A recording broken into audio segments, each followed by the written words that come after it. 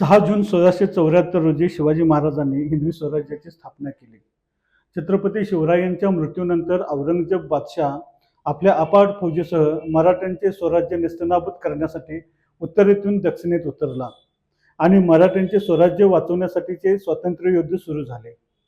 छत्रपती शिवाजी महाराजांच्या मृत्यूनंतर छत्रपती संभाजी महाराजांनी सलग 9 वर्ष मोगल सैनिकांशी लढा देऊन स्वराज्याचे संरक्षण केले. छत्रपती संभाजी महाराजांची औरंगजेबाने अतिशय क्रूर अशा पद्धतीने हत्या केली. त्यानंतर हिंदवी स्वराज्याचे तिसरे छत्रपती राजाराम महाराजांनी मोगली सैन्याशी लढा दिला आणि छत्रपती राजाराम महाराजांच्या अकाली मृत्यूनंतर त्यांच्या पत्नी महाराणी ताराराणी यांनी अनेक संकटांना सामोरे जाऊन आपले वैधव्याचे दुःख बाजूला ठेवून बलाढ्य बादशाहशी संघर्ष केला. शेवटी ताराराणींच्या पराक्रमापुढे हतबल झालेल्या औरंगजेब बादशाहने महाराष्ट्राच्या मातीत अत्यंत निराशेच्या अवस्थेत आपले प्राण सोडले. 22 सुभ्याच्या साम्राज्याचा अधिकारी, 7 लाख सैन्याचा अधिपती औरंगजेबाचा महाराष्ट्राच्या मातीत दारुण पराभव झाला, तोही मराठ्यांच्या एका तरुण राणीकडून, महाराणी ताराबाईंकडून. छत्रपती शिवाजी महाराजांनी स्थापन केलेल्या स्वराज्याचे रक्षण त्यांच्या तेजस्वी सुनेने, स्वातंत्र्य सौदामिनी महाराणी ताराबाईंनी मराठ्यांच्या शौर्यशाली परंपरेला साजेल असे केले. मोगलमर्दिनी भद्रकाली महाराणी ताराबाई यांच्या या दैदिप्यमान इतिहासाचा आढावा इतिहास संशोधक इंद्रजित सावंत यांच्या अभ्यासपूर्ण ऐतिहासिक मांडणीतून आज आपण घेणार आहोत.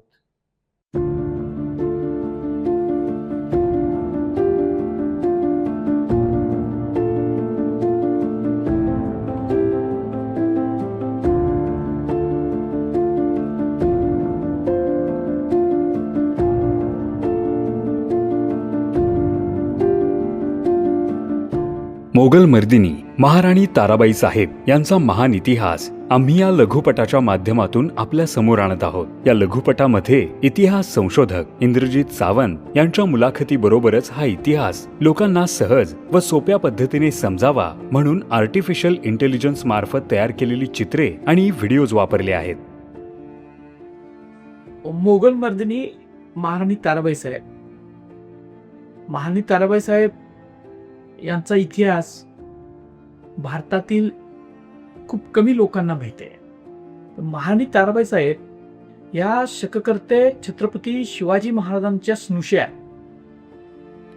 शिवाजी महाराजांचे द्वितीय सुपुत्र स्वराज्यरक्षक राजाराम महाराज यांच्या त्या पत्नी आणि दुसरे एक ताराबाई साहेबांचा अंग आहे आणि ते अंग म्हणजे त्या सरसेनापती, स्वराज्याचे जे सरसेनापती होते हंबीरराव मोहिते, या हंबीरराव मोहितेच्या त्या कन्या.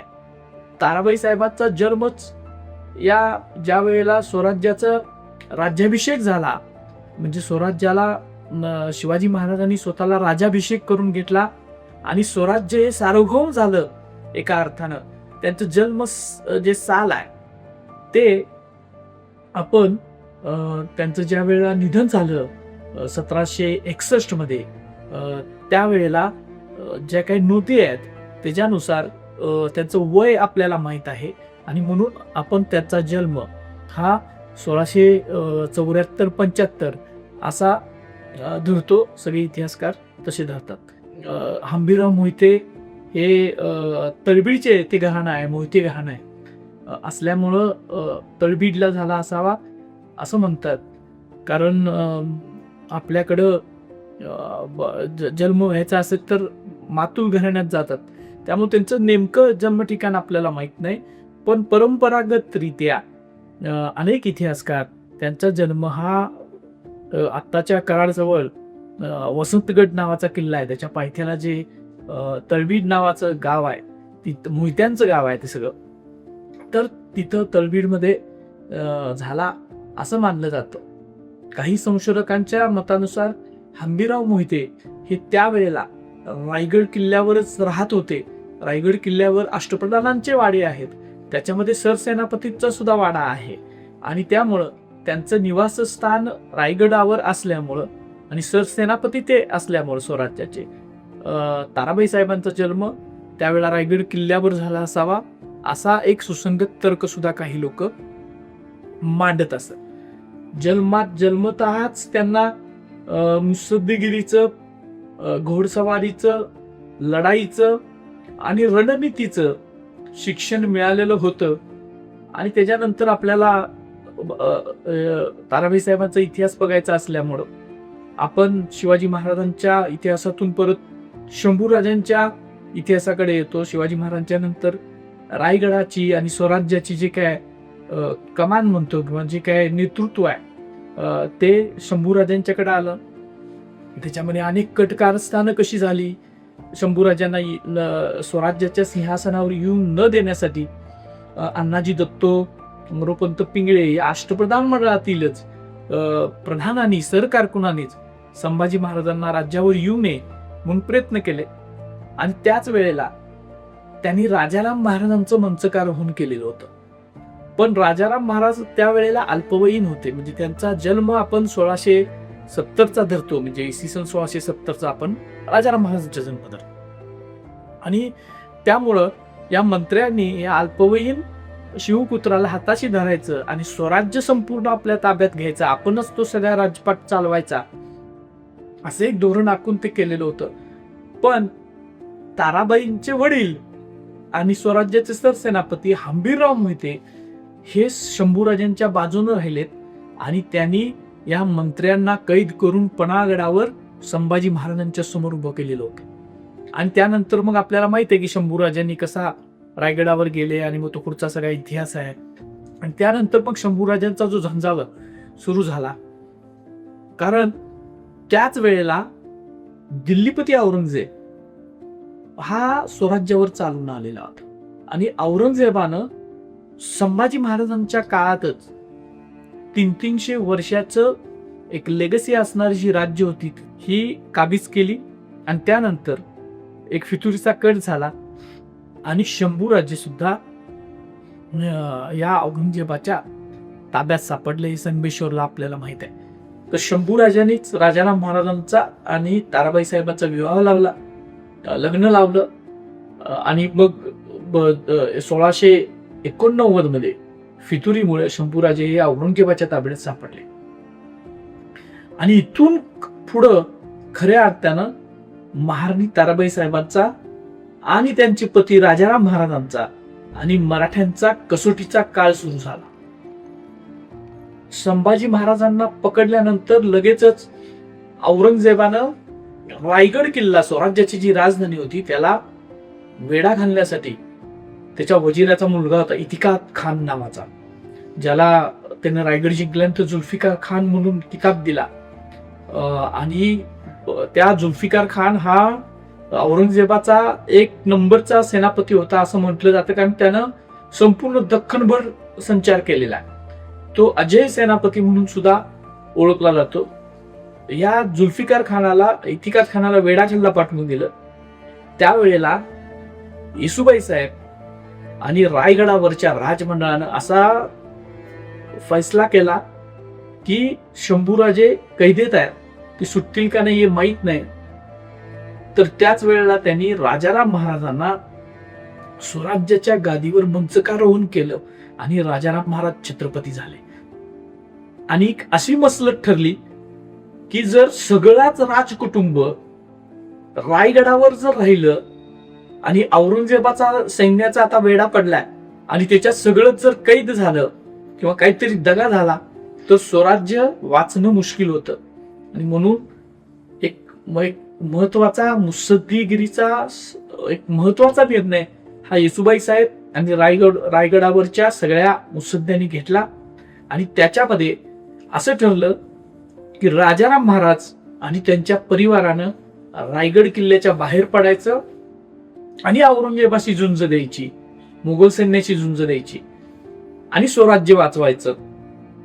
वेळ प्रसंग पडली तर जिंजी, जो आत्ताच्या तामिळनाडूमध्ये एक किल्ला आहे जिंजी नावाचा, तो जगामधले जे अनेक महत्वाचे किल्ले आहेत त्याच्यातला तो किल्ला आहे.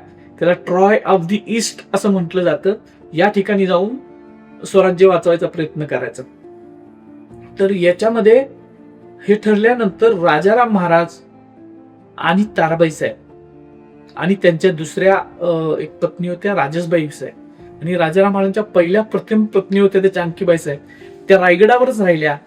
पण राजाराम महाराज, ताराबाई साहेब आणि राजेशबाई साहेब आणि इतर कुटुंब हे रायगड किल्ल्यावरून शत्रूच्या वेड्यातून निसटून प्रतापगडावर आले. तो जो सगळा थरार आहे रायगडावरून बाहेर पडण्याचा, आणि मग प्रतापगडावर आले. प्रतापगडावर आले की हा सहज प्रवास नव्हता. काही लोकांच्या म्हणण्यानुसार, आणि ते मला सुद्धा एक सुसंगत तर्क वाटतं, की रायगडाला 2 दरवाजे आहेत, मुख्य दरवाजे. त्याच्यातला जो दरवाजा एक महाद्वार आहे आणि दुसरा पूर्व बाजूला वाघ दरवाजा नावाचा दरवाजा आहे.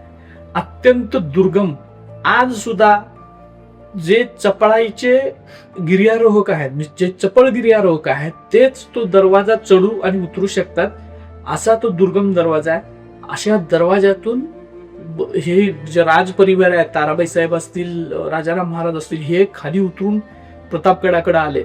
म्हणजे ते सुद्धा एक धाडसच होतं. म्हणजे साधी साधी ही लहान लहान धाडसं आहे. आणि ते शत्रूचा सैन्याचा वेढा पडलाय. कधी शत्रू सैन्य छापा टाकेल, कशी कोण फितूर आहे स्वराज्यातलं हे समजलेलं नव्हतं.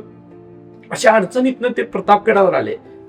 आणि प्रतापगडाच्या पायथ्याला संभाजी महाराज पकडल्यानंतर स्वराज्याच्या शत्रूंनी मोठी उचल खाल्लेली होती. म्हणजे त्याच्यामध्ये सिद्धी जो आहे, जंजिरेकर सिद्धी, त्या जंजिरेकर सिद्ध्याकडं त्यावेळेला जे चंद्रराव मोर्याची जावळी शिवाजी महाराजांनी 1656च्या जानेवारी महिन्यात जिंकली होती. राजाराम महाराज प्रतापगडाच्या पायथ्याला असताना तिकडचे गेलेले जे काय सिद्धी हापशाकडे गेलेले होते, ते ती सैन्य घेऊन आलीत लोक. त्याच्यामध्ये दरेकर अनेक लोकांची नाव आहेत. आणि त्यांनी अटॅक केला आणि त्या सैन्यामध्ये महाराणी ताराबाई साहेब सुद्धा होते. स्वतः राजाराम महाराजांनी हत्तीवर बसून त्या सैन्याचा प्रतिकार करायचा प्रयत्न केला आणि ते सुटून ते परत पन्हागडाच्या दिशेनं आले. अशी ही सगळी जीवघेण्या संकटाची मालिकाच त्यावेळेपासून सुरू झाली. म्हणजे राजाराम महाराज हे एप्रिल महिन्यामध्ये सुटले रायगडावरून आणि मग ते पन्हागडावर आले. पन्हागडावर थोडस स्थिर स्थावर होतंय असं वाटतंय, तोपर्यंतच औरंगजेबानं पन्हागडाला वेढा घालण्यासाठी स्वतःच्या 6 जात्याला पाठवलं. खर तर त्याच वेळेला जो मुकरब खान जो आहे, ज्याने शंभूराजांना पकडलं, त्याची नेमणूकच कोल्हापूरला होती आणि पन्हाळा हा त्याच्या ह्याच्यावर होता, म्हणजे निशाणावर होता. आणि त्याला ती खबर लागली, त्याने शंभूराजांना पकडलं. तो सुद्धा होता. आणि परत औरंगजेबाचा एक सहजादा सुद्धा वेढा घालायला आला. आणि त्यावेळेला पुन्हा एकदा फक्त रायगडावरून निष्ठून संकट संपलेली नव्हती. औरंगजेबासारखा कजाक बादशाह हा सगळी जी काही ताकद आहे, कारण आदिलशाही नष्ट झालेली होती, आदिलशाह औरंगजेबाच्या कैदेत होता, कुतुबशाही नष्ट झालेली होती, कुतुबशाहीचे सैन्य औरंगजेबाला मिळालेलं होतं, कुतुबशाही मधली चांगले जे सेनापती, शूर सेनापती ते औरंगजेबाला मिळालेले होते, आदिलशाही मधले शूर सेनापती औरंगजेबाला मिळाले होतं, सैन्य वाढलेलं होतं आणि खूप ताकद औरंगजेबाची वाढलेली होती. अशा वेळेला स्वराज्यामध्ये राजाराम महाराजांनी इथं महाराष्ट्रात राहणं हे धोकादायक वाटलं. आणि पुन्हा एकदा राजाराम महाराजांनी एक महत्वाचा निर्णय घेतला की आपण स्वतः स्वराज्यातून म्हणजे पन्हागडावरून निसटायचं आणि जिंजी किल्ल्यावर जाऊन आपण राज्यकारभार करायचा किंवा स्वराज्याचं संरक्षण करायचं. पण हा निर्णय सुद्धा इतका सोपा नव्हता. राजाराम महाराजांनी पन्हागडापासून ते जिंजी किल्ल्यापर्यंत जाण्यासाठी जो ते खुष्कीच्या मार्गाने गेले, म्हणजे कृष्णा ओलांडून सगळ्या प्रदेशातून गेले. आणि त्याच वेळेला औरंगजेबानं राजाराम महाराज निष्ठून येत आणि राजाराम महाराज जिथं जिथं दिसतील तिथं त्यांना दस्त करावं, पकडावं, त्यांचा कबिला कुठं दिसेल तिथं दस्त करावं, सगळीकडे फरमानं पाठवली होती. राजाराम महाराजांचा हा प्रवास जो आहे म्हणजे पन्हागडावरून, खरं तर रायगडावरूनच, रायगड ते पन्हागड आणि पन्हागड ते जिंजीचा किल्ला, हा अत्यंत रोमहर्ष, अडचणीचा, जीवावरच्या संकटाचा ठरला. त्याच्याबद्दलची फर्स्ट हँड इतिहास सांगताना रेफरन्स आपण सांगतो, त्याच्यामधलं फर्स्ट हँड रेफरन्स आपल्याकडे आहेत. राजाराम चरित्रम अर्थात जिंजीचा प्रवास नावाचं एक काव्य आहे, म्हणजे ती राजाराम महाराजांच्या या प्रवासावरच लिहिलेला आहे. तो इतका महत्वाचा प्रवास त्यावेळेला मराठ्यांना वाटलेला होता. त्याच्याबद्दलची कागदपत्र तर भरपूर आहेत त्या प्रवासाची माहिती देणारी. यादव घराण्याच्या कागदपत्रामध्ये ते सगळं आलेलं आहे. आणि तो एक रोमहर्षक प्रवास झाला आणि राजाराम महाराज जिंजीपर्यंत सुखरूप जाऊन पोहोचले. पण राजाराम महाराज इथून गेल्यानंतर जवळजवळ दीड वर्ष ताराबाई साहेब ह्या स्वराज्याच्या राजमंडळाच्या प्रमुख होत्या. आणि त्यावेळेला म्हणजे या एक शूर महिला किती शूर असू शकते, किती मुत्सद्दी असू शकते. साधारण 15 वर्षाच्या आसपास, 15 वर्षच ताराबाई साहेबांचं वय होतं. आणि त्यावेळेला सगळ्यांनी एकत्र प्रवास करणं धोक्याचं असल्यामुळे राजाराम महाराज तिकडे गेले. पण स्वराज्याचा कारभार या राजमंडळाच्या प्रमुख म्हणून या 15 वर्षाच्या ही युवती शिवरायांची सून सांभाळत होती. आणि त्याचे कागदपत्रीय उल्लेख आहे. त्यांनी 15 वर्षीच सैन्याची कमांड घेतली आणि त्यांच्या हाताखाली त्यावेळेला रामचंद्र पंत अमात्य, परशुराम पंत प्रतिनिधी, शंकराजी पंत सचिव हे 3 मुत्सद्दी जे प्रमुख होते, अनेक होते पण त्यातले 3 प्रमुख, आणि सरसेनापती संताजी घोरपडे, धनाजी जाधव आणि काही सरदार त्यांच्या हाताखालचे, ही सगळी मंडळी ताराबाई साहेबांचं युद्ध नेतृत्व त्यावेळेला मान्य केलं. त्यांनी त्यांच्या आदेशानुसार आपल्याला माहित आहे की संताजी यांनी छापा टाकला. विठूजी चव्हाण, संताजी घोरपडे, राजाराम महाराज इथंच होते, पन्हाळगडावर, विशाळगडावर त्यावेळेला होते. आणि त्यांनी औरंगजेबाच्या छावणीवर छापा टाकून त्याचे सोन्याचे कळस मिळवून आणले होते.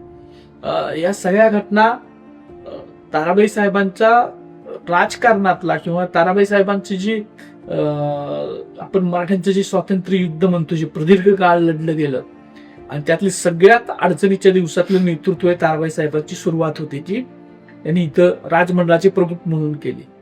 आणि याच नंतर राजाराम महाराज जिंजीमध्ये स्थिर स्थावर झाल्यानंतर मराठ्यांचं जे काय स्वातंत्र्य, आपलं जे काही युद्धाचं क्षेत्र आहे हे व्यापक झालं. म्हणजे रायगडापासून ते थेट जिंजीपर्यंत खूप मोठा स्पॅन सगळा झाला. औरंगजेबाच्या सैन्य विखुरलं गेलं. जुल्फिकार खानासारखा सेनापती हा त्याला राजाराम महाराजांच्या पाठीमागून दख्खनेत जावं लागलं, जिंजीच्या किल्ल्याला वेढा घालून बसावं लागलं. आणि त्यामुळं स्वराज्य स्थिर स्थावर झालं, त्याला मोकळा श्वास मिळाला. आणि ही खूप मोठी रणनैतिक विजय एक प्रकारचा त्याच वेळेला हा मराठ्यांनी मिळवला राजाराम महाराजांच्या आणि ताराबाई साहेबांच्या नेतृत्वाखाली. आणि स्थिर स्थावर झाल्यानंतर ताराबाई साहेब या जिंजीकडे जाणं त्यांना भाग होतं, कारण त्यांचे पती तिकडे होते. आणि औरंगजेबाचं परत सगळीकडं हे सगळं दबाव वाढतच होता. आणि इथलं राज्य सुद्धा थोडंफार स्थिर स्थावर झालेलं होतं. रायगड मुघलांच्याकडे गेलेला होता, पण काही किल्ले मराठ्यांच्याकडे राहिलेले होते. चांगलं सैन्य परत मॉरल मराठ्यांचं चांगलं झालेलं होतं. शंभूराजाची जी क्रूर हत्या औरंगजेबानं केली हाल करून, त्याच्यामुळं पुन्हा एकदा वेगळा संचार, जोश आणि सुडाची भावना मराठ्यांच्यामध्ये निर्माण झाली. आणि ती तयार करण्यामध्ये ताराबाई साहेबांचा खूप मोठा राजमंडळ प्रमुख म्हणून वाटा होता, हे निश्चित आहे. पण ताराबाई साहेब ज्या वेळेला इथं पन्हाळगड आणि विशाळगडावर राहून हा सगळा राजमंडळाचा कारभार चालवायच्या आणि त्यांना जिंजीकडे जाणं भाग होतं. पण जिंजी ते पन्हाळा किंवा जिंजी ते स्वराज्याचं जे विशाळगडचा किल्ला आहे, पन्हाळाचा किल्ला आहे, इथलं जे अंतर आहे, राजाराम महाराज निसटून गेल्यामुळं औरंगजेब खूप चवताळलेला होता आणि जागोजागी मोगल सैन्याच्या चौक्या बसवलेल्या गेलेल्या होत्या. आणि या सगळ्या गोष्टी लक्षात घेता ताराबाईंनी जमिनीवरून प्रवास करून जिंजी किल्ल्याकडे जाणं हे धोक्याचं होतं. म्हणून ताराबाई साहेबांनी त्यावेळेला निर्णय घेतला की आपण समुद्रमार्गे, जलप्रवास करून होनावर पर्यंत जायचं आणि तिथून निबिड अरण्यातून जिंजीपर्यंत जायचं. आणि हा जो काय महाराणी ताराबाई साहेबांचा जलप्रवास आहे, तर राजाराम महाराजांच्या कुटुंब कबिल्याचा जलप्रवास आहे हा खूप युक्तीनं पार पाडला गेला. आणि ही पहिली अशी महिला आहे की जिनं एक मोठा प्रवास, जवळजवळ 5 दिवस समुद्रातला प्रवास आहे. युद्ध नौकांच्या मधून त्यांचा प्रवास झाला नाही. तर जे खंडोबालालचे जे मामा होते लिंगोशंकर वगैरे यांच्या जे काय तांदूळ आणायचं, जे तिकडून कर्नाटकातून तांदूळ इकडं देशावर आपल्या आणायचा असं एक जहाज होती, त्याच्यातून त्यांनी तो प्रवास केला अत्यंत जिकरीचा. कारण जसं याच्यावर जमिनीवर चौक्या होत्या तसंच सातत्यानं समुद्रावर सुद्धा शत्रूच्या जहाजांचा संचार होता. त्याच्यामध्ये पोर्तुगीज होते, इंग्रज होते, सिद्धी जो हबशी होता त्याची जहाजं होती. त्या सगळ्या आरमाराच्या ह्याच्यातून निष्ठून समुद्रातून, उफाणत्या समुद्रातून ताराबाई साहेबांनी जो प्रवास केला तो होनावर पर्यंत गेल्या. आणि होनावर पासून ते जिंजी पर्यंत तुम्ही बघताय ते अत्यंत घनदाट जंगल आहे, अत्यंत घनदाट जंगल, की आज सुद्धा त्या जंगलातून एवढे मोठे रस्ते आहेत, त्याच्यातून जाणं आपल्याला धोकादायक वाटतंय. आणि अशा ह्याच्यात कुठल्याही सैन्याचं संरक्षण न घेता मोजक्या लोकांनीशी ताराबाई साहेबांनी इथून निष्ठून जाऊन जिंजीपर्यंत त्या सुखरूप पोहोचले. 1691 आणि राजाराम महाराज 90लाच पोहोचले होते. 1690ला 1691 ते 1697 इतका प्रदीर्घ काळ मराठ्यांची राजधानी ही जिंजी किल्ल्यावर होती. मराठ्यांनी 7 वर्ष हा किल्ला सलग वेढा पडलेला असताना, काही काळ हे झालं पण सलग वेढा होता एक प्रकारे. जुल्फिकार खानानं वेढा घातला होता, असद खान होता, जुल्फिकार खान होता, औरंगजेबाने तिची शहजादा कामबक्ष सुद्धा पाठवलेला होता. आणि हा प्रदीर्घ वेढा हा लढवला गेला. आणि याचं संचलन राजाराम महाराज खासा त्या किल्ल्यात होते, ताराबाई साहेब खासा त्या किल्ल्यात होत्या. आणि ही जी काही लढाई होती, ही लढाई ही एक प्रकारे विषम लढाई होती. म्हणजे तुम्ही बघा भारताचा नकाशा त्यावेळीचा तुम्ही डोळ्यासमोर आणा की औरंगजेब जो आहे मोगल तुर्क, त्याचा जो काय साम्राज्याचा विस्तार होता, तर काबूल कंदार आताच्या अफगाणिस्तान, तिथून तिकडं खंबाईचं आकाश सुद्धा त्याच्याकडे होतं, वर काश्मीर पर्यंत त्याचं राज्य होतं, इकडं आसाम, बंगाल म्हणजे ढाका वगैरे हे सगळा भाग म्हणतोय. बंगाल म्हणजे आताचं पश्चिम बंगाल नाही, ते ढाका वगैरे भाग, हे राज्य इथपर्यंत त्याचं राज्य होतं. आणि दख्खनमध्ये तो विस्तार करायसाठी पुढे आलेला होता. आणि 1698 मध्ये राजाराम महाराज आणि ताराबाई साहेब ज्यावेळेला जिंजी किल्ल्यावर होत्या, त्यावेळेला अचानक पुन्हा एकदा जुल्फिकार खानानंच जिंजी किल्ला जेर केला. आणि त्या ह्याच्यातून, ह्या संकटातून सुद्धा राजाराम महाराज आणि ताराबाई साहेबांनी सगळ्या राजपरिवार जीवावरच्या संकटातून पुन्हा वाचला. आणि त्याच्यामध्ये त्यांना मदत खंडोबालालच्या मध्यस्थीनं, म्हणजे बाळाजी आवाजी चिटणीसचा हा वंशज आहे खंडोबाला, त्याच्या मध्यस्थीनं गणोजी शिर्के, आणि ही जी काही शिर्के आहे कारण ते औरंगजेबाकडे होते आणि त्यावेळी जुल्फिकार खानाकडे होते, त्यांच्या छावणीत त्यांच्या स्त्रिया आहेत, त्यांच्या नातेवाईकांच्या स्त्रिया आहेत, म्हणून हे सगळं कुटुंब कबिला तिथं नेला. आणि त्यांनी सुखरूपपणे परत ही मंडळी सगळी पन्हाळा आणि विशाळगडच्या भागाकडं स्वरांच्याकडं आली. सातारचा जो किल्ला आहे सप्तर्षिगड, ज्याला आपण आज अजिंक्यतारा म्हणतो, त्या किल्ल्यावर स्वराज्याची नवी राजधानी थाकली गेली. राजाराम महाराज एक परत युद्ध क्षेत्र जे विस्तारलं गेलेलं होतं, कारण सगळी दख्खन जी आहे ती, जिंजीचा किल्ला राजधानीच ताब्यात गेल्यामुळं मोगलांच्या परत युद्ध क्षेत्र कमी झालं. आणि औरंगजेबाची ताकद पुन्हा जास्त वाढली, कारण त्याचं दक्षिणेपर्यंत त्याचं परत राज्याचा विस्तार झाला. तिकडची सगळी सैन्य संपत्ती ही सगळी औरंगजेबाच्या एकछत्री अंमलाखाली सगळं आलं. प्रचंड मोठं त्याच्याकडे पॉवर जी म्हणतोय ती होतीच, पण त्याच्यामध्ये आणि दुपटीनं वाढ झाली. असं हे सगळं झाल्यानंतर राजाराम महाराज औरंगजेबाशी लढा देत देत असताना सिंहगडावर त्यांचं 1700 साली निधन झालं. आता औरंगजेबाला असं वाटलं आणि मोगलांना असं वाटलं की मराठ्यांचं छत्रपतीच राहिला नाही, मराठ्यांच्याकडे युद्ध नेतृत्वच राहिलं नाही, म्हणजे आता स्वराज्य आपल्या ताब्यात येत आहे. आणि ही धारणा सगळ्याच त्यावेळेला पोर्तुगीजांचे असतील, इंग्रजांचे असतील किंवा अनेकांच्या पत्रांमधनं त्यावेळेला राजाराम महाराजांच्या निधनानंतर अशी व्यक्त झालेली आहे की आता स्वराज्याचं नेतृत्व नाही आणि स्वराज्य आता बुडतंय. पण त्याच वेळेला ताराबाई साहेबांनी स्वराज्याची धुरा आपल्या खांद्यावर घेतली.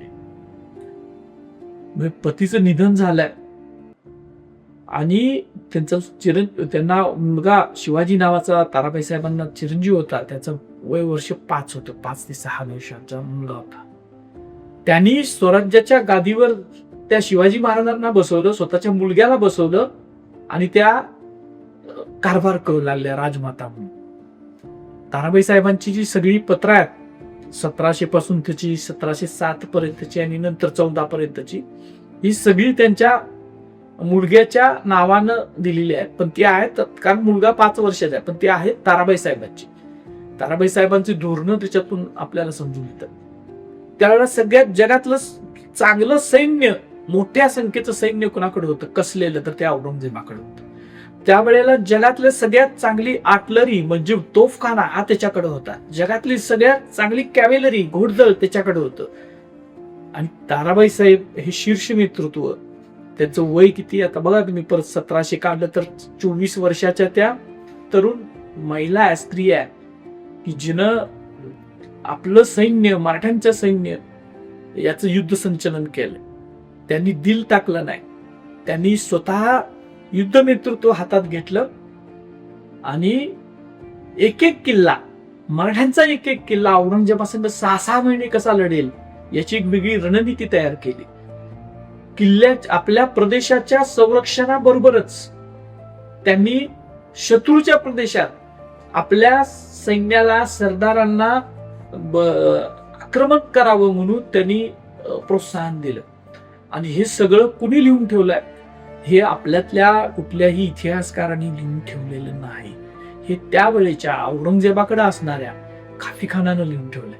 हे त्यावेळेच्या औरंगजेबाकडे असणाऱ्या इटालियन प्रवासी असणाऱ्या निकोलाय मनुचीनं लिहून ठेवलंय की ताराबाई ही किती ताकदायक ठरलेली होती.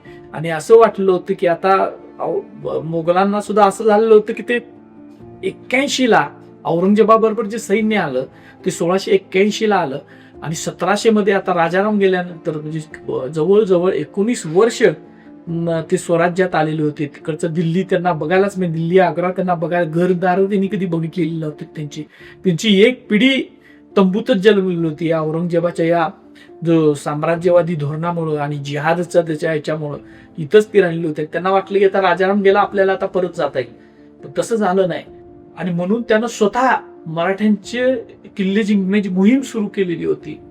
आणि त्यानं पहिला जो हल्ला केला, पहिला जो स्वतःचा मोहरा गवळवला, त्यानं तो वसंतगड, तळबीड म्हणजे ताराबाई साहेबांचा जन्म झाला असं मानलं जातं. तर त्या वसंतगडावरच त्यानं पहिला आपला मोहरा केला आणि तो किल्ला त्यानं जिंकला. त्या किल्ल्याचं नाव दिलं त्यानं किल्ली फतह. आणि मग नंतर त्यानं परत मराठ्यांची राजधानी, त्यावेळेला राजाराम महाराज वारले त्याच वेळेला, तो वेढा चालू होता, औरंगजेबानं वेढा घातला तो साताऱ्याच्या किल्ल्याला. तो किल्ला 6 महिने लढला, जिंकला. मग नंतर सज्जनगड, परळीचा किल्ला त्यानं जिंकला.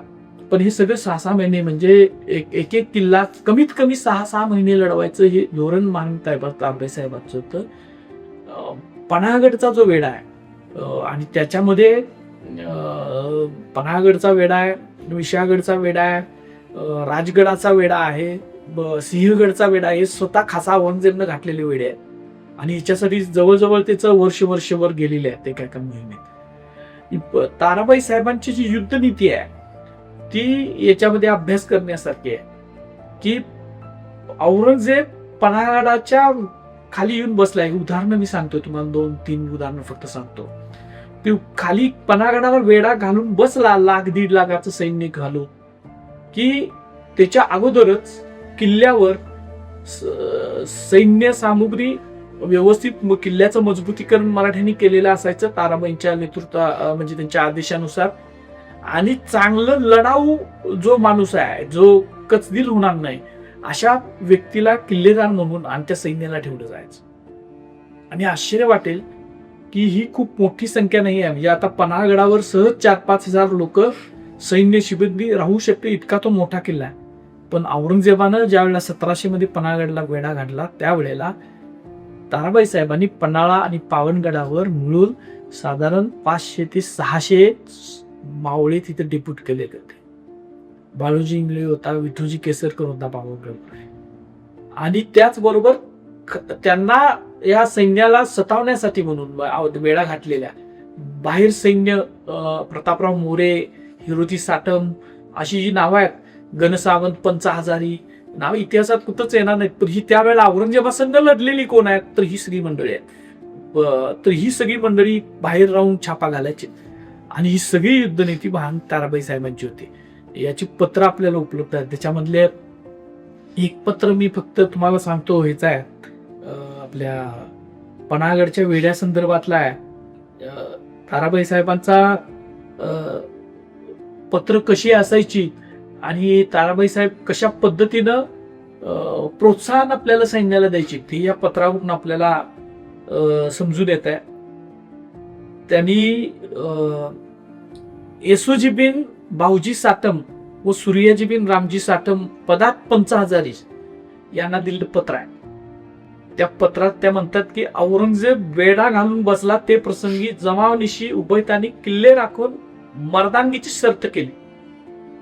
सांप्रत म्हणजे अगोदर वेड्या घातलेले होते ना ते औरंगजेबानं, साताऱ्याचा किल्ला असेल, याचा असेल, त्यावेळेच त्यांनी सांगितलं. सांप्रत म्हणजे आता मशार मिळलेस किल्ले पणालियास जमावनिशी नामजात पाठवले आहे. स्वामीचे सेवेशी ती मात्र अंतर करत नाही. म्हणजे जमाव म्हणजे सैन्य, त्या जमावनिशी ताराबाईंनी त्यांना नामजात केलं, तिथं डिप्युटेशन केलंय. नुसती एक फौज आहे आणि त्याच्यामध्ये कोण कोण आहेत, मानकोजी, हिरोजी, बापूजी, प्रतापजी असे साठंबोध आहेत. त्यांनी पन्हाळ्याच्या वेड्यात जाऊन तलवारची शर्त केली. याची नोंद कुठंच नाही. हे पत्र आपल्याला समजतं तरी थोडंफार. आणि त्याच्याबरोबर त्यांनी परत ह्याला पत्र पाठवलंय. विठोजी केसरकर पावनगडचा किल्लेदार आहे. त्याला ताराबाई म्हणतात की किल्ले पावनगडास गनिमाने येऊन परीख घातला. परीख म्हणजे वेढा घातला. तेथील मजबूती असली पाहिजे, याच करता तुम्हाच किल्ले मजकुरास नामजात पाठवले. म्हणजे वेढा होणार आहे म्हणून ही शूर माणसं पाठवलेत. विठोजी केसरकर किती शूर असेल विचार करा, की औरंगजेबासंग लढायला त्याला पाठवले. त्यास तुम्ही तेथे गेल्यापासून रात्रंदिवस आनंद नौबत चौकी पहारा करता. म्हणजे रात्रंदिवस ते अलर्ट आहेत. ते जे सैन्य 6 महिन्याचा वेढा आहे, 5-6 महिन्याचा वेढा आहे, रात्रंदिवस जाणून. नाहीतर औरंगजेबासारख्या त्याचं सुद्धा युद्धतंत्र होतं किल्ला जिंकण्याचं. मोगलांचं युद्धतंत्र खूप आणि ते फेमस होतं जगभरामध्ये. किल्ला जिंकणे, ते खंदक करणे, दमदमे रचणे, मोठमोठ्या तोफा आणणे, त्याच्यावरून किल्ल्यावर मारा करणे, तटबंदी पाडणे, सुलतान डावा करणे, हे मोगलांचं एक युद्धतंत्र होतं किल्ले जिंकण्याचं. त्या एवढ्या जडजावड आणि प्रगत तसं त्यावेळेला ते प्रगत युद्धतंत्र होतं. त्याला तोंड देण्यासाठी म्हणून ही माणसं तयार झालेली होती. त्याच्यामध्ये ते विठोजी केसरकर, त्याच्यामध्ये त्यांनी म्हटलंय, चौकी पहारा करता स्वामी कार्यात अंतर करीत नाही म्हणून वर्तमान राजश्री बाळूजी इंगळे मुद्राधारी यांनी हुजूर लिहिले. म्हणजे बाळूजी इंगळे हा मुद्राधारी म्हणजे किल्लेदार आहे. आपल्या मराठ्यांच्या किल्ल्याची नावं, शिवाजी महाराज पदांची जी नावं आहेत, किल्लेदाराचं नाव त्यांनी मुद्राधारी केलं होतं. ही आपली मराठा नावं त्याच्यात त्यांनी आणलेली होती. ऐसियास तुम्ही स्वामी कार्याचे एकनिष्ठ मर्दाने सेवा करीतच आहात. किल्ले मजकुरास कष्ट करून गनिमास नतीजा पावविता ये गोष्टीने तुमचा मुजरा झाला. या पुढेही येच रीतीने हुशारी खबरदार पाहून गनिमास ठेचा देणे. मोर्चा मारावयाची तजवीज राजश्री त्रिंबक इंगळे व राजश्री कान्होजी इंगळे यास लिहिले आहे. ते तुम्हास सांगतील त्याप्रमाणे तुम्ही अंगेजणी करून मोर्चावरी जाऊन मोर्चा शर्तीनिशी मारून काढणे आणि आपला नामोश करून घेणे. स्वामी तुमचे ऊर्जित करतील जाणी जे. आता ह्याच्यामध्ये मोर्चा मारायसाठी म्हणून जे काय एक सैन्याची म्हणजे जी कमांडोची फोर्स आहे एक प्रकारची, आणि त्याच्यासाठी त्यांनी डेप्युटेशन केलं. किल्ला लढवण्यासाठीचं वेगळं डेप्युटेशन आहे, किल्ल्यावरची माणसं संरक्षणासाठीच वेगळी, आणि औरंगजेबाने जे मोर्चे लावलेले असायचे सैन्य वेढा घेण्यासाठी ते मारून काढायसाठीची वेगळी रणनीती ताराबाईची होती. हे एक पत्रच त्याच्यावर प्रकाश पाडतंय. आणि ह्याच्यामधनं परत दुसरं एक पत्र याच वेड्या संदर्भातलं आहे. त्याच्यामध्ये त्यांनी काय लिहिलंय की विठोजी केसरकरांनाच लिहिलेलं पत्र आहे त्याने, की तुम्ही हमेशा कष्ट करून गनिमास नतीजा पावविता, 1-2 वेळा मोर्चा मारला. म्हणजे पहिलं पत्र काय मोर्चा मारा म्हणून सांगतात, दुसऱ्या पत्रात ते कळतंय. आणि ह्या खबरीत आता हे कसं आहे, ताराबाई काय तिथं पन्हागडाव नाही आहेत, त्यावेळेला काय आपल्याकडे कम्युनिकेशनची साधनं नव्हती, पण ही सगळ्या ज्या गोष्टी होतात त्या ताराबाई साहेबांना हेरांच्या मार्फत समजून येत होत्या. त्याच्यावरून त्यांचं हेर खातं किती प्रगत होतं हे आपल्याला समजतंय, की 1-2 वेळा मोर्चा मारला हे त्यांना समजून आलं. औरंगजेबाला तरी ठेचका द्यावा अशी उमेद धरता, म्हणजे हे औरंगजेबाला तरी ठेचका द्यावा ही इतक्या पत्रातून ताराबाई साहेबांच्या आलाय की हे वाक्य आलं की आपण समजून जायला पाहिजे की ते ताराबाई साहेबांचं पत्र आहे. म्हणजे ती औरंगजेबासारख्या बादशाला ठेचून काढायची उमेद धरणारी ही त्यावेळीची आपल्या शूर सेनापती आहे ती सगळी धरता. मग हे वर्तमान देवजी रघुनाथ फडणवीस यांनी म्हणजे त्यांचे ते जे काय हरकारी आहेत त्यांनी विदित केलेल्या ना, ऐसियास तुम्ही एकनिष्ठ सेवक तैसेच आहात. या उपरी औरंगजेब आला आहे तर त्याचा हिसाब न धरता स्वामीची जागा जतन करणे, म्हणजे औरंगजेबाचा हिसाब धरू नका असं ताराबाई साहेब. त्या आपल्या पावनगड आहे केवढासा, पन्हाळ्याच्या शेजारचा किल्ला आहे, मी जाऊन बघा. पावनगड पन्हाळा खूप विस्तारानं मोठा आहे, आणि पावनगड एक जोड किल्ला आहे जो शिवाजी महाराजांनी बांधलाय 1673-74 ला. तो खूप लहान किल्ला आहे, आणि अशा किल्ल्यावरच्या जे नामजात केलेला आहे त्याला ताराबाई साहेब सांगतात की तुम्ही औरंगजेबाचा हिसाब धरू नका आणि स्वामीची जागा जतन करा. स्वामी म्हणजे छत्रपतींची जागा जतन करा. अशीच पत्र त्यांनी पन्हाळगडच्या किल्लेदारांना पाठवलेली आहे, आणि पन्हाळगडच्या किल्लेदारांनी त्याच ताकदीने तो किल्ला लढवला. अनेक रोमहर्षक घटना इतिहासामध्ये या वेढ्यांच्या ज्या आहेत, औरंगजेबानं मराठ्यांच्या किल्ल्यांना जे वेढे घातले त्याच्यामध्ये घडल्या. औरंगजेबानं पन्हाळा जिंकण्यासाठी तर एकदा सोन्याची कडी भरलेली ताटं त्या आता आपण लहान म्हणतोय, मोठी मोठी ताटं भरून सोन्याची कडी सैन्याच्या समोर ठेवली आणि सांगितली की किल्ला जिंकून घ्या म्हणून.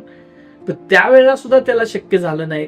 किल्ला हा शेवटी ताराबाईचं जे धोरण त्यांनी ठरलेलं होतं की पावसाळ्याच्या तोंडावर तोपर्यंत, पावसाळा तोंडावर तोपर्यंत म्हणजे पर्जन्य चालू तोपर्यंत किल्ला लढवायचा, आणि पर्जन्य चालू झाल्यानंतर औरंगजेबाच्या सैन्यामध्ये जे वेढाघन बसले असायचे त्याच्यामध्ये त्याचा मीर अतिश तरबियत खान बहादर होता, त्याच्यामध्ये फतेहुल्ला खान बहादर होता, हे कामबख्शा असायचा, बेदार बख्त औरंगजेबाचा नातू असायचा, आझमशाह असायचा, कधी हे असद खान, ही सगळी मंडळी सगळी जी होती यांच्या बरोबर सूत्र लावायचं, आणि किल्ल्यावरच्या आपल्या एकाही सैनिकाचा बळी न देता सगळ्यांना म्हणजे प्राणाचं संरक्षण सशस्त्र बाहेर पडायचं, आणि त्याच्या मोबदल्यात किल्ला देण्याच्या मोबदल्यात मोठी रक्कम घ्यायची.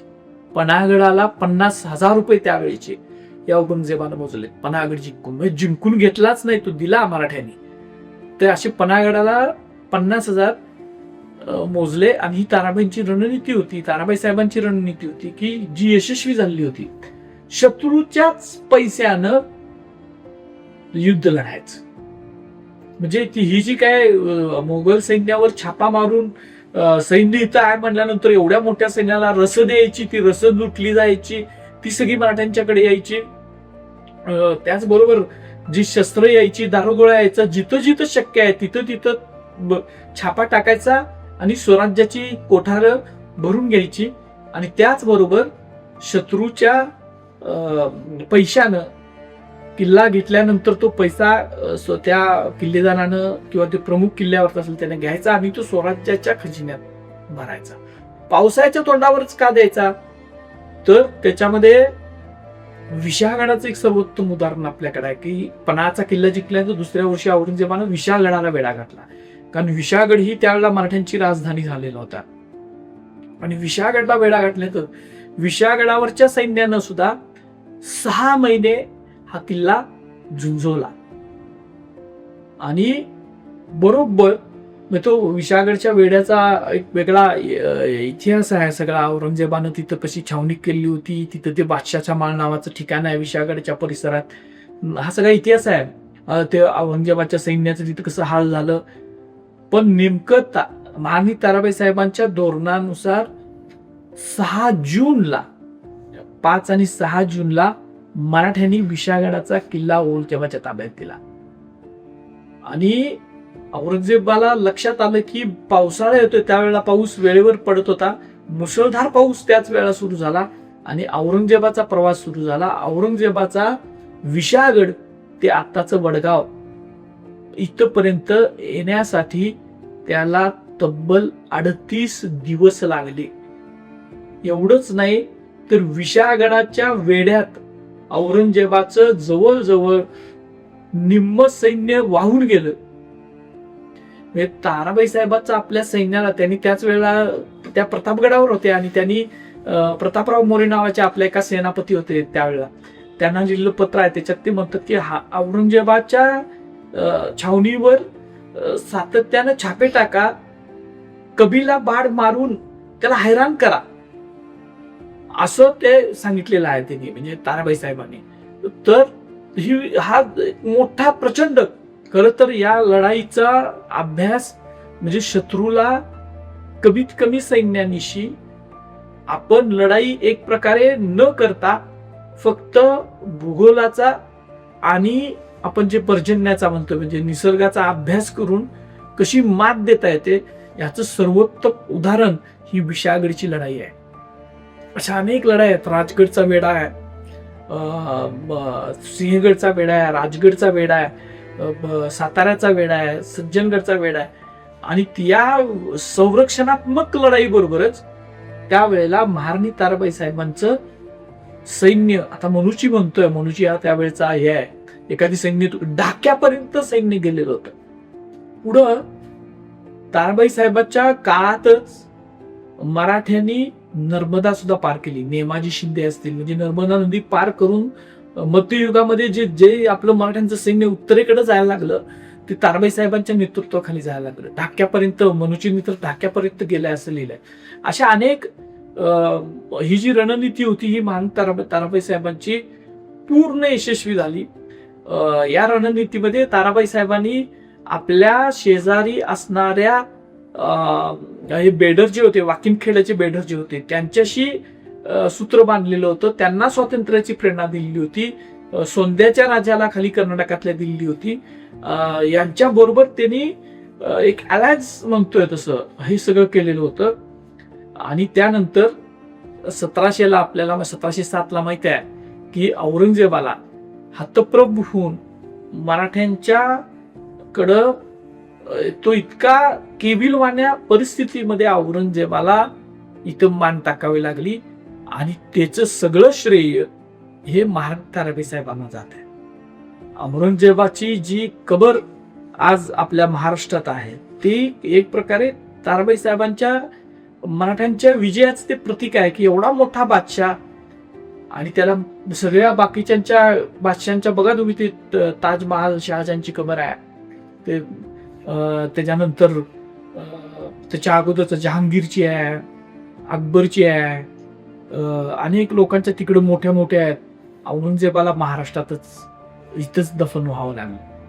ही सगळी जी काय रणनीती होती ती ताराबाई साहेबांची होती आणि एक प्रकारे स्वराज्याचं रक्षण संरक्षण ताराबाई साहेबांनी केलं. एवढंच नाही तर त्यांनी त्या मोगल मर्दिनी त्यांना जे किताब आहे तो त्यावेळेला दिलेला आहे. समकालीन आहेत. ताराबाई साहेबांनी मराठ्यांचं युद्ध नेतृत्व केल्यामुळं एक देवदत्त नावाचा एक जण कवी होऊन गेला. त्याचं काव्य कोल्हापुरातच सापडलेलं होतं. ते ताराबाई कागदपत्र जे आप्पासाहेब पवारांनी छापलेले आहेत शिवाजी विद्यापीठाचे 4 खंडामध्ये, त्याच्यामध्ये ते काव्य दिलंय. आणि त्याच्यामध्ये खूप मोठं काव्य आहे ते. त्याच्यामध्ये ते म्हटलं की दिल्ली झाली दीनवाणी, दिल्ली शहाचे गेले पाणी, ताराबाई रामराणी भद्रकाली कोपणी. जी दिल्लीला दिनवाणी करणारी आणि दिल्लीशाचं पाणी घालवणारी ही मोगल मर्दिनी महाराणी ताराबाई साहेब आहेत. आणि यांचा इतिहास हा एक वेगळ्या पद्धतीनं लोकांसमोर गेला पाहिजे, पण तो गेलेला नाही. ताराबाई साहेबांचं जे अनेक म्हणजे नंतरचं जे आयुष्य आहे ते संकटाने आणि दुःखानं भरलेलं सगळं आयुष्य आहे. पण शेवटपर्यंत ताराबाई साहेब खचल्याने, जसं त्यांनी औरंगजेबाला लढा दिला तसाच नानासाहेब पेशव्यासारख्या छत्रपतींचं राज्यच बुडवायचं आणि स्वतःच सगळी पावर घ्यायची अशी जी त्याची धारणा होती, त्याला सुद्धा त्यानं ताराबाई साहेबांनी मुत्सद्देगिरीनं तोंड दिलं, लढाऊ वृत्तीनं तोंड दिलं. आणि जसं औरंगजेबासंग त्यांनी स्वराज्य वाचवलं, तसंच त्यांनी पेशव्याच्या नानासाहेब पेशव्यासारख्या एका काय म्हणतो त्याला आपण दुष्ट पेशव्याच्या हातून सुद्धा स्वराज्याची छत्रपतींची गादी वाचवली. इतकं महापराक्रमाचं कर्तृत्व ताराबाईंचं आहे. आणि असं हे कर्तृत्व लोकांसमोर गेलं पाहिजे. याच्यासाठी खरं तर आपण खूप जर ताराबाई साहेब जर दुसरीकडं कुठं तर जन्मल्या असत्या लंडनमध्ये आणि इकडं तिकडं जॉन ऑफ आर्क आणि प्राचीन काळातले एकदम स्त्रिया हुडकून काढले त्यांनी, ज्याच्या थोडेसे पुरावे आहेत. आणि इतके पुरावे, इतकी कागदपत्र, इतका पराक्रम असताना आपण ताराबाई साहेबांच्या इतिहासाला न्याय अजूनपर्यंत देऊ शकलेलो नाही. खरं तर शालेय विद्यार्थ्यांना सुद्धा हा इतिहास, जसं चौथीच्या पुस्तकात 4मध्ये आपल्याला शिवाजी महाराजांच्या इतिहासावरचं श्री शिवछत्रपती नावाचं पुस्तक आहे, 4लाच आपल्याला शिवाजी महाराज समजतात. तसं एक पुस्तकच ताराबाई साहेबांच्या इतिहासावर आपण अभ्यासासाठी ठेवलं पाहिजे. कारण ताराबाई साहेबांचा इतिहास हा फक्त इतिहास नाही आहे, तर तो एका महिलेनं अडचणीच्या वेळेला कसं वागावं, एका महिलेनं स्वातंत्र्यासाठी केलेलं त्याग काय आहे, एक महिला किती एक्स्ट्रीम लेवलला जाऊन कितीही मोठ्या संकटाचा सामना करू शकते, हे दाखवणारं सर्वोत्तम आदर्श उदाहरण आहे. आणि ते आपण लोकांसमोर ठेवलं पाहिजे.